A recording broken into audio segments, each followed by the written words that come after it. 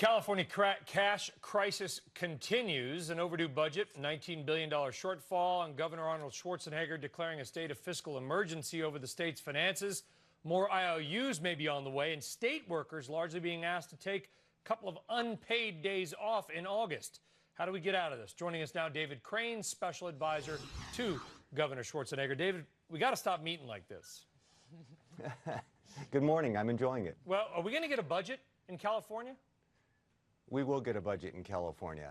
What's needed, though, is not just a budget that puts this problem under the rug and makes things look good for a while, but we need real reform so that these problems go away. We've got serious long-term structural problems in California, and the legislature has been focused on raising taxes or borrowing money so they can just get done with this budget. But what's needed is serious reform. And David, is it not two things, a lack of just realistic accounting in terms of pension and medical liabilities, and frankly, unions in the pocket of lawmakers and lawmakers in the pocket of the unions? Those are serious contributors to the problem. Just over the last 10 years, we've seen retirement benefit costs grow from 2.4% of the general fund to more than 5% of the general fund. And they're on track to go up to 14 to 20% of the general fund 10 years from now, and then to keep escalating beyond that. And that's even if revenues come back and start growing the way they did before the current recession. So this isn't something that just arises from the current recession or slowdown in revenues. We have these embedded costs that, as you pointed out, have been hidden by deceptive accounting and that are now coming to fruition, and they're going to explode from this point forward. And we need the legislature to act on these matters and reform pensions and employee compensation generally. That's interesting because the head of the AFL-CIO, Richard Trumka, about a week ago in San Diego gave a speech where he blamed Wall Street for the problem and called Meg Whitman, quote, Queen Meg.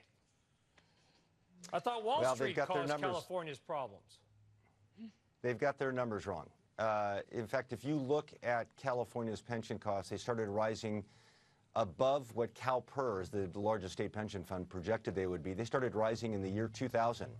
Over the last 10 years, we spent $20 billion more on pensions than they projected, and those costs started rising in 2000, as I mentioned, very sharply. And the reason is not because of the crash in 2008, 8 years later, but simply because they based all their previous contributions on a very high inflated investment return assumptions. So they were under-contributed, underfunded. And this is what happens when you assume that the stock market's going to double every 9 years. When it doesn't, you got to spend more money. And that money comes out of the state budget in the form of reduced spending on higher education, reduced spending on environmental protection, reduced spending on parks and recreation. That's where the money comes from. And everybody we speak to who advocates raising taxes on the wealthy points to the Bill Clinton years, saying, look, under Clinton they were higher and everything was great. California benefited, perhaps unlike any other state during the Bill Clinton years with the internet boom. Where'd that money go? I think it goes largely to employee compensation in California. 80 cents of every dollar. Former Speaker of the Assembly, Willie Brown, former mayor of San Francisco, Willie Brown, has pointed out that 80 cents of every government dollar goes out in employee compensation and benefits. So you really can't address government spending until and unless you address employee compensation and benefits. That's where the real reforms have to take place. David Crane, special advisor to Governor Arnold Schwarzenegger, saying that they will get a budget, but they got some work to do. Thank you very much, David. Thank you.